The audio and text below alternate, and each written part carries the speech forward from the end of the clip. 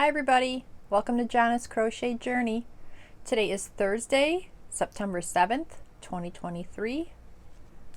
Welcome new, returning, future, my good old pals who have been here for a while with me. Looking to see what kind of stuff I've been up to. The lighting is a little off. I can see that in my camera, at least to me. It's cloudy outside and I wanted to get this video up before I go to work today. I don't have much today. I don't know why it's taking me so long to get things done. This last part of August, I don't know, I sit down and I put a couple rows on and then I'm squirreling off to go do something outside. I think I just want to enjoy what nice weather we have left. Yeah, so I'm back to working second shift with school starting. So that takes a minute to get the old sleep schedule from getting up at 3 and then I was in bed by like 7. Now I've got to make sure I can stay awake until 11. So anyways, enough about that crap. 2 finished objects today, and that's all I got. So anywho, first thing I'm going to show is I finished a baby dress that I started. The pattern is called Crochet Strawberry Shortcake Baby Dress. It's a 0 to 6 month size. Pattern is by Crystal from Bag O' Day. And I followed the pattern except for I didn't do the picots. I wasn't a fan.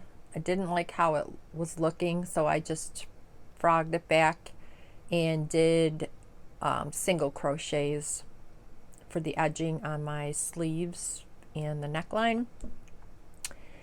And I love this cotton in deep turquoise. And I did, let's see, out of 2 skeins, and I believe it was 180 yards. This is what I have left from 2. And for the trim, I decided to use white, and I had a scrap ball of cotton, so I just grabbed that. No idea. And it's a softer, so it's not like a kitchen cotton or anything, so I just went with it. And did I say 5mm hook? I can't remember. Okay, so this is the finished dress, and it was a quick, easy pattern. It just took me a hot minute to get done. So this is up close, pretty much 2-row repeat on the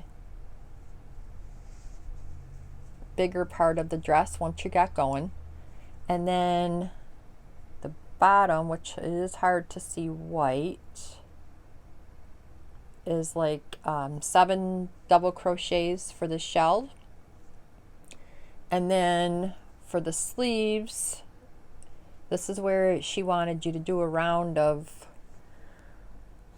single or slip stitch and then do the picots, and no, I wasn't feeling that, so I just did singles. And then this was double crochets. And then for the back, I just found a white button. I didn't have any clasps to hook on there, so I just put the button on, and it kind of had a natural hole in the back that one side was definitely bigger to be using as what goes around the button. So there's that. I think it's cute. And the yarn is a 4-weight, so it's got some heft to it, but not bad at all. And a lot of times moms will just use these for like pictures and then they just save them. I mean, I guess if you had a 3-weight, you might wear it a little more. And then I just wanted to add a headband for decoration in case pictures were being used for the purpose. So I found a pattern on Ravelry, and it's called, so it's a shell type of pattern, and it was by My Merry Messy Life on Ravelry. And if you click on it and you click on the little link she has, it takes you to her website, and then the directions are free. You don't have to buy the pattern. So the pattern says it must be divisible by 40, and then you add 3. So for her size suggestion, I think it was 3 to 6 months because the dress was 0 to 6. I chained 40 and then added 3, and this was the little headband. I question the size of the head. I'm just saying, this to me might squeeze over a newborn's head. But there's the pattern. And then I just found the flower pattern, and so attached it with extra yarn. So there's that. And again, I was gonna make a second headband and do a bigger size and then have like 2 headbands with the dress just in case, but I didn't. I do have enough yarn left that I could whip one up really quick. I would just have to go back and find the site again. But for now, this set is done, and I'll just throw it in a tote for if somebody wants it, or if I know of somebody having a little girl. Okay, then I finished my Cottagecore Mosaic. I don't know why I was like, oh, let me do 2 rows. Oh, let me go do this. And I was just like, girl, just get it done. And then once I got the second to last section done, I'm like, just jump right into the very last and get it done. So it's the Cottagecore Mosaic crochet pattern by Little Green Feather. And do you think I wrote down, oh, it's a 5.5 millimeter hook, and I used the Tivoli XL yarn because I had a bunch of that in several different colors and wanted to use it up. Sometimes I did have to go into some big twist scraps just because 2 of those little balls weren't enough. And of course I didn't bring any over, so, but I've showed it in previous videos if you want to look. And this is the pattern. It's paid for. Definitely worth the money. And this is one that if I run out of mosaics, it would be one that I would do again for sure. So I'm going to start at the bottom. Just to let you know, I did measure it. I laid it out on a queen size bed. So it was, and I didn't like super stretch it in either direction. So the rough measurement is 55 wide by 85 long, which roughly is 4.5 feet by 7 feet. So it's a good size blanket for sure. And that was following her chaining instructions in the pattern.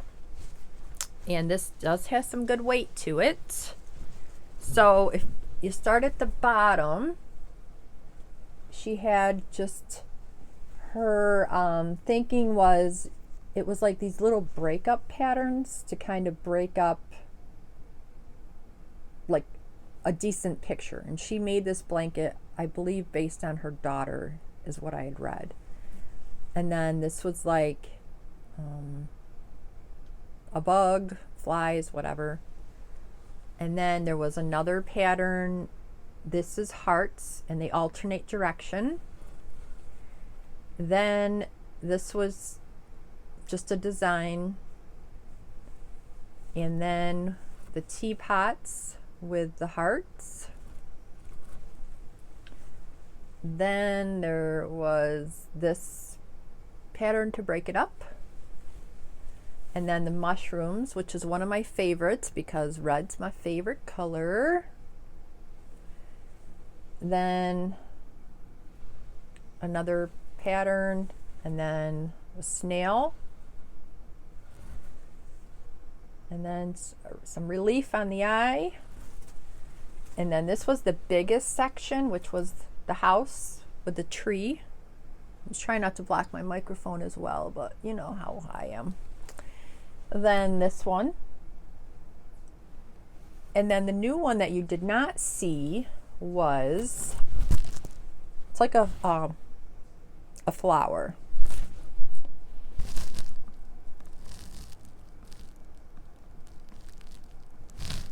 The purple's kind of light, so it's a little hard to see on camera. And then that was the last section to end it.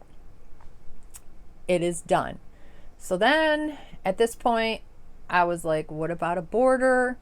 So I decided to start at the bottom.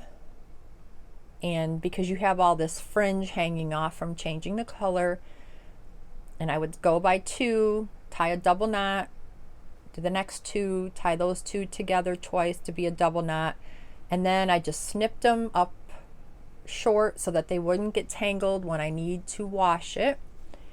And because this blanket is for me, so it's just like these little